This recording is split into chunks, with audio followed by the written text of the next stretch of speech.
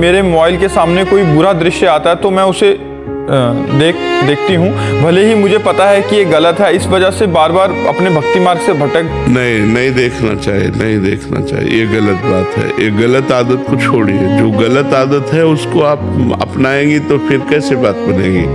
हमें भक्ति मार्ग में चलना है, अच्छे बनना। भक्ति मार्ग का मतलब कोई बाबा जी बनना नहीं होता है। भक्ति चक्रवर्ती सम्राट अम्बरीश जी भी कर रहे हैं। चक्रवर्ती सम्राट हैं अम्बरीश जी, भक्ति कर रहे हैं, सुदर्शन चक्र उनकी रखवाली में रहता है। भक्ति का कोई तात्पर्य ऐसा नहीं कि वेश बदल लेना ही भक्ति है, या मतलब बाहरी दिखाओ, ये सब नहीं है। आप पैंट शर्ट में, आप सलवार कुर्ता में, आप साधारण वेश में भक्ति हो सकती है, क्योंकि भक्ति का मतलब होता है प्यार, अच्छे आचरण करना और दिल से भगवान को भजना।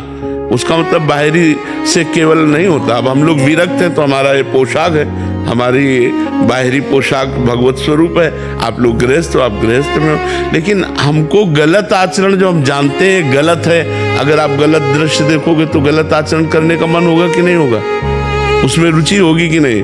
तो गलत आचरण करोगे तो फिर भक्ति का मतलब क्या रहा। एक बात समझो, भक्ति का मतलब क्या रहा। एक तरफ आप संत के प्रवचन सुन करके अच्छे बनना चाहते हैं, एक तरफ गलत दृश्य देखकर तो गलत आचरण, तो आपकी उन्नति नहीं होगी, आपकी आध्यात्मिक उन्नति नहीं होगी। इसलिए आपको कठोर बनना पड़ेगा, उन दृश्यों को तुरंत हटाना पड़ेगा। जो दृश्य हमारे मार्ग के नहीं है हमको उनको नहीं देखना है, हमें गलत बातें नहीं देखनी है।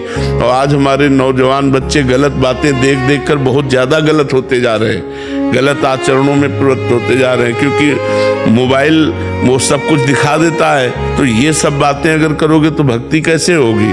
बिल्कुल नहीं, अच्छे बच्चे बनो और ये जब गलतियां हैं इनको छोड़ो, बिल्कुल छोड़ो।